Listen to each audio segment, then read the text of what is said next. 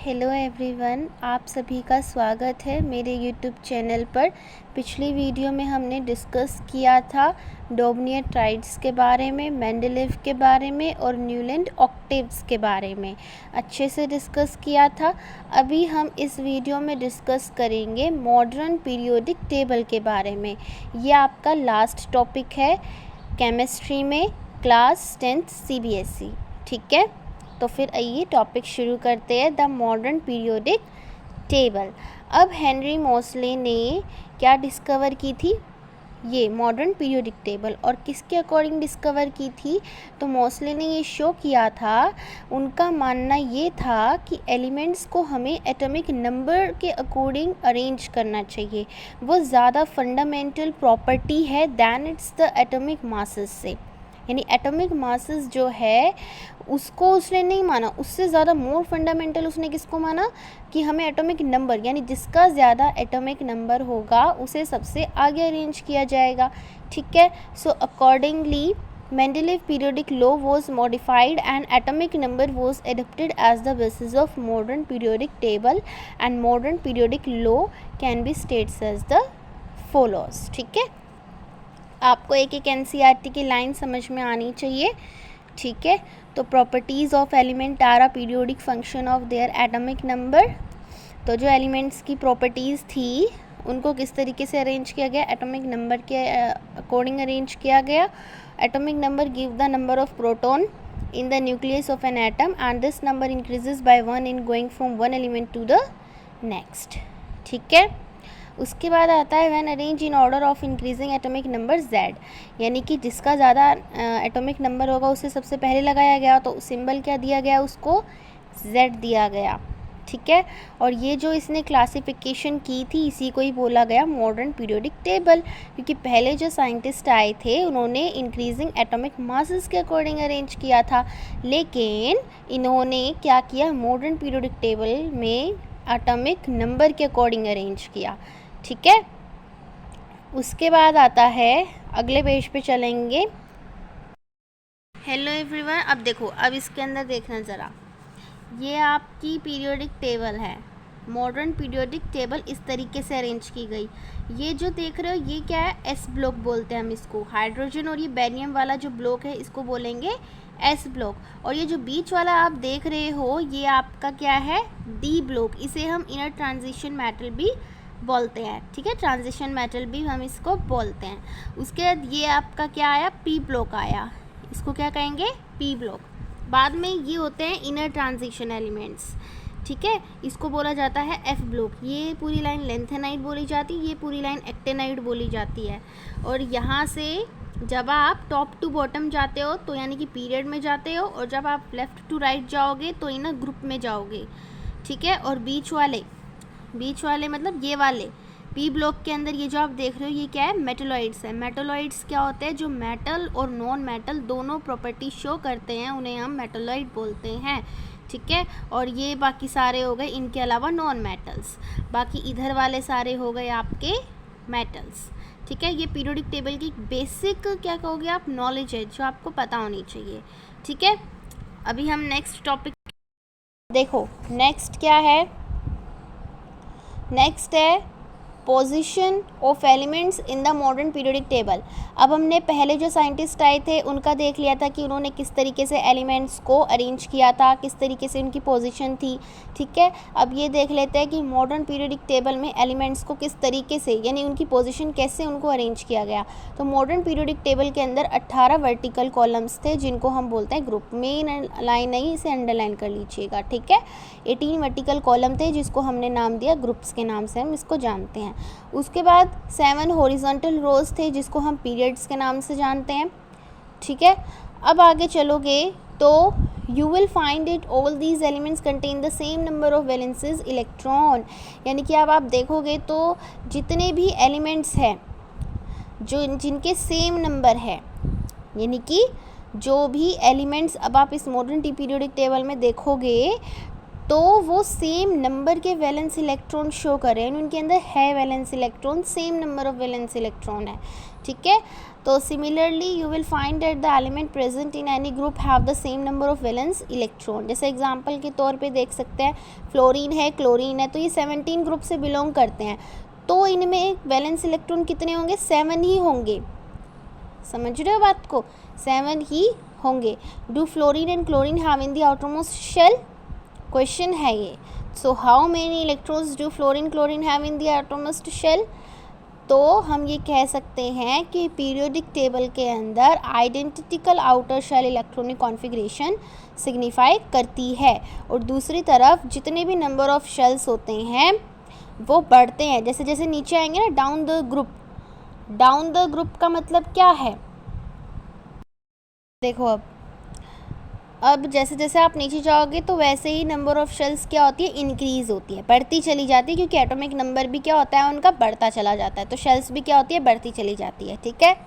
उसके बाद आता है position of hydrogen, because it can be place either in group 1 और group 17 in the first period. उसके बाद देखो, you will find that these element do not have the same number of valence electron, but they contain the same number of the shells. You also observe that the number of valence electron increases 1 by 1 unit. Atomic number increase by 1 unit on moving from left to right in a period. जब हम period में left to right जाते हैं, देखो group के अंदर हम कैसे जाएंगे? टॉप टू बॉटम जाएंगे, और पीरियड के अंदर हम कैसे जाएंगे? लेफ्ट टू राइट जाएंगे, ठीक है। तो ये देखो, until the from left to right in a period, or we can say that atom of different element with the same number of occupied shells same period, जैसे सोडियम है, magnesium, aluminium, silicon, phosphorus, sulphur, chlorine, argon, तो ये third period में belong करते हैं। कौन से period में बिलोंग करते हैं? ये थर्ड पीरियड में बिलोंग करते हैं, ठीक है। तो right the electronic configuration of these elements and confirm the above statement. Each period marks a new electronic shell getting the filled. ये बहुत ज़्यादा समझना ज़रूरी है आपके लिए, ठीक है। मेन लाइन आप कीजिए, जैसे यहाँ पर है कि एटम ऑफ द डिफरेंट, हर एक जो अलग अलग एलिमेंट्स होते हैं उनके अंदर जो एटम होते हैं वो सेम नंबर के शेल ऑक्यूपाई करते हैं सेम पीरियड में। अब जैसे सोडियम, मैग्नीशियम, एल्यूमिनियम, सिलिकॉन, ये जो भी है ये सेम पीरियड में बिलोंग करते हैं, ठीक है। कौन से पीरियड में? थर्ड पीरियड में ये बिलोंग करते हैं, ठीक है। तो अब आप समझेंगे, और ये बहुत ज़्यादा ज़रूरी है आपके लिए कि इसको अच्छे तरीके से कीजिए, क्योंकि एग्जाम्पल भी पूछ सकते हैं कि थर्ड पीरियड में कौन कौन से आते हैं, कौन कौन से same number of different elements में सेम नंबर के शेल्स हैं, ठीक है। तो ये एग्जाम्पल जो है, एग्जाम्पल के तौर पे ये जो दिया है ये बहुत ही ज़्यादा इम्पोर्टेंट है, मैंने सोडियम, मैग्नीशियम, ये वाला, ठीक है। और देखिए आपके लिए trends in the modern periodic table बहुत ही ज़्यादा इम्पोर्टेंट है। उससे ऊपर आप लोग देखेंगे कि K shell, L shell, M shell लिखा हुआ है, तो वो भी आपके लिए बहुत ज़्यादा ज़रूरी है, ठीक है। और ये सारी चीज़ें डिपेंड करती है 2n स्क्वायर वाले फॉर्मूले के ऊपर। n क्या है यहाँ पर? Number of the given shell from the nucleus. जैसे के शेल है, एल शेल है, एम शेल है, तो 2n स्क्वायर फॉर्मूले से आप क्या बता सकते हैं कि इसके अंदर इतने एलिमेंट है, इतने एलिमेंट है, कि 2 hence the first period has the 2 elements. जैसे सेकंड पीरियड में 8 एलिमेंट्स है, तो आप एलिमेंट्स कैसे पता लगा सकते हो? 2n स्क्वायर वाले फॉर्मूले से। तो ये जो आप लोग देख रहे हो ये इस पूरे पैराग्राफ में बहुत ही ज़्यादा इंपॉर्टेंट है, ठीक है। अगला चलते हैं trends in the modern periodic table. क्या क्या ट्रेंड थे मॉडर्न पीरियोडिक टेबल में? तो देखेंगे सबसे पहले वैलेंसी, फिर एटॉमिक साइज़ देखेंगे, फिर मेटेलिक और नॉन मेटेलिक की प्रॉपर्टी। तो सबसे पहले valency. As you know the valency of an element is determined by the number of valence electron present in the outermost shell of its atom. जैसे हर एक एलिमेंट की कोई ना कोई वैलेंसी होती है, ठीक है, bye the number of valence की उसके अंदर उसकी आउटरमोस्ट शेल में कितने वैलेंस इलेक्ट्रॉन प्रेजेंट है, उसके एटम में कितने आउटरमोस्ट शेल के अंदर वैलेंस इलेक्ट्रॉन प्रेजेंट है, तो उस एलिमेंट की क्या हो गई? वो वैलेंसी हो गई। समझ रहे हो?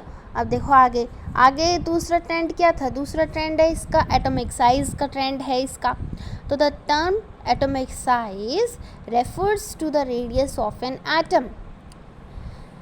देखो एटॉमिक साइज़ किस चीज़ को रेफ़र करता है कि एटम की रेडियस कितनी है। तो atomic size may be visualized as the distance between the center of the nucleus and the outermost shell of an isolated atom। तो आप ये विजुअलाइज कर सकते हो एटॉमिक साइज़ को कि एटम के बीच में कौन रहता है, न्यूक्लियस रहता है, चारों तरफ शेल्स में कौन रहता है, इलेक्ट्रॉन्स रहते हैं, और आपको पता है पॉजिटिव नेगेटिव चार्ज क्या करते हैं, अट्रैक्ट करते हैं। तो अब उनके बीच की जो डिस्टेंस है, अब देखो जैसे मेरे पास ये रहा एक एटम, ये पॉजिटिव चार्ज है, ये मेरी कई सारी शेल्स हैं, यहाँ इलेक्ट्रॉन ही इलेक्ट्रॉन इलेक्ट्रॉन है, तो इलेक्ट्रॉन इलेक्ट्रॉन के बीच में तो क्या होगा, रिपल्शन होगा, ये डिस्टेंस और दूर चली जाएगी। इस पॉजिटिव और इस नेगेटिव को क्या करेंगे, ये दोनों अट्रैक्ट करेंगे, तो ये खिंचाव होगा, यानी इसके बीच की डिस्टेंस और इसके बीच की डिस्टेंस, इसे ही कहते हैं एटॉमिक साइज़ या एटॉमिक रेडियस। इलेक्ट्रॉन इलेक्ट्रॉन के बीच में रिपल्शन होता है और इलेक्ट्रॉन और प्रोटॉन के बीच में क्या होता है, अट्रैक्शन होता है। ठीक है, उसके बाद है atomic radius of hydrogen atom की कितनी होती है, 37 पिकोमीटर होती है, और आपको पता होना चाहिए कि एक पिकोमीटर में 10⁻12 मीटर होते हैं। समझ रहे हो। चलिए अभी आगे बढ़ते हैं यहाँ पर कि अब आपने देखा होगा, you will see that the atomic radius decrease in moving from left to right along a period. हम पीरियड में कैसे जाते हैं, पीरियड में हम जाते हैं लेफ़्ट टू राइट, और ग्रुप में हम जाते हैं टॉप टू बॉटम। ठीक है, तो आपने देखा होगा कि एटॉमिक रेडियस क्या होती है, कम होती है। जैसे जैसे हम लेफ़्ट टू राइट जाते हैं पीरियड में, तो रेडियस क्या होती है, डिक्रीज़ होती है।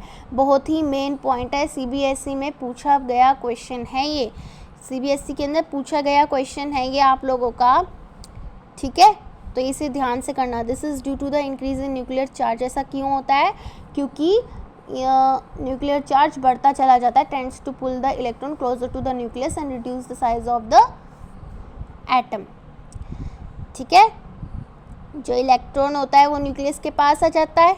जैसे मैंने आपको बताया कि यहाँ पॉजिटिव चार्ज है, यहाँ इलेक्ट्रॉन है, तो जब ये दोनों पास आ जाएंगे तो बाकी रेडियस क्या हो जाएगी, कम हो जाएगी। होगी कि नहीं होगी, reduce the size of the atom. तो ये इसके आंसर है, इस क्वेश्चन का ये आंसर है। तो ये बहुत ही ज़्यादा इंपॉर्टेंट क्वेश्चन है बोर्ड के लिए, इसे बहुत अच्छे से करना। उसके बाद you will see that atomic size increase होता है डाउन द ग्रुप।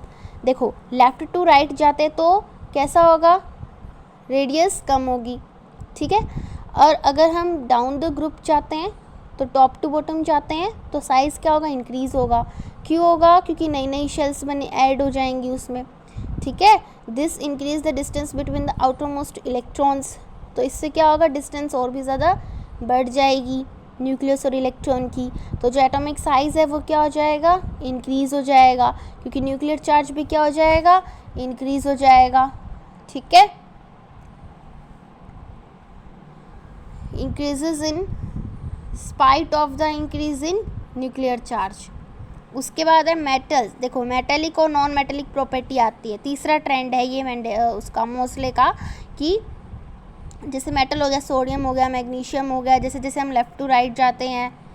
ठीक है, as we can see that the metals, जैसे सोडियम है, मैग्नीशियम है, are towards the left hand side of the periodic table, while the non metal जैसे sulphur हो गया, क्लोरीन हो गया, राइट हैंड साइड देखते हैं। ठीक है, और मिडल में कौन कौन देखा, किसको देखा था हमने, सिलिकॉन को देखा था। सेमी मेटल्स बोलते हैं हम उसको, या मेटलाइट बोलते हैं। मेटलाइट क्या, वो कौन होते हैं, मेटलाइट वो होते हैं जो मेटल नॉन मेटल दोनों की प्रॉपर्टी क्या करते हैं, शो करते हैं।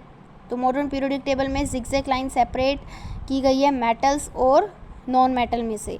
बॉर्डर लाइन एलिमेंट्स बोरोन है, सिलिकॉन है, जर्मेनियम है, arsenic, antimony, tellurium and polonium are intermediate in property. इसी को ही हम मेटलॉइड बोलते हैं, सेमी मेटल्स बोलते हैं। ये बहुत ही ज़्यादा इंपॉर्टेंट मेटल्स है, क्योंकि ये मेटल क्या है, मेटलॉइड है। यही एक ऐसे मेटल एलिमेंट्स है जो मेटलॉइड की प्रॉपर्टी शो करते हैं, यानी मेटल और नॉन मेटल दोनों शो करते हैं। ठीक है, मेटलॉइड की जगह आप सेमी मेटल भी बोल सकते हो। ठीक है, उसके बाद आता है as the effective nuclear charge acting the on the valence electron increases across a period, so tendency to lose electron will decreases। जैसे जैसे हम डाउन द ग्रुप जाएंगे तो effective nuclear charge experienced by the valence electron decreasing because the outermost electron are farther away from the nucleus. ठीक है, चलो अब दूसरी तरफ यहाँ देखते हैं, नॉन मेटल की तरफ देखते हैं। तो नॉन मेटल ज़्यादा इलेक्ट्रोनेगेटिव होते हैं, मेटल इलेक्ट्रोपॉजिटिव होते हैं, नॉन मेटल इलेक्ट्रोनेगेटिव होते हैं, ठीक है। और जो इलेक्ट्रोनेगेटिव होते हैं वो इलेक्ट्रॉन्स को गेन करने की टेंडेंसी रखते हैं, ठीक है। और जो इलेक्ट्रोपॉजिटिव होते हैं वो इलेक्ट्रॉन को लॉस करने की टेंडेंसी रखते हैं, ठीक है। तो अभी आप देखेंगे तो यहीं पे आपका ये चैप्टर पूरा का पूरा ख़त्म हो जाता है। साथ में ये इम्पोर्टेंट है आपके लिए कि नेचर कैसा है, आप ऑक्साइड का नेचर भी बता सकते हो, ठीक है। कि मेटल्स का जो नेचर होता है वो बेसिक होता है और नॉन मेटल्स का जो होता है वो एसिडिक होता है इन जनरल, ठीक है। मेटल कैसे होते हैं, इलेक्ट्रोपॉजिटिव होते हैं क्योंकि वो लॉस करने की टेंडेंसी रखते हैं और वो बेसिक होते हैं। और जो नॉन मेटल है वो इलेक्ट्रोनेगेटिव होते हैं क्योंकि वो गेन करने की टेंडेंसी रखते हैं और वो एसिडिक भी होते हैं, ठीक है। तो यहीं पे आपका चैप्टर ख़त्म हो जाता है, ठीक है। अच्छे से तैयारी करना, और मैं ये चैनल अच्छा लगा हो, वीडियो अच्छी लगी हो तो बेल आइकन को प्रेस करना बिल्कुल मत भूलना, और साथ ही में इसको सब्सक्राइब और लाइक कीजिएगा, ठीक है। और आपको नोटिफिकेशंस मिलती रहे इसके लिए बेल आइकन को प्रेस कर देना, ठीक है। ओके, तब तक के लिए मिलते हैं अगली वीडियो में, तब तक के लिए ओके।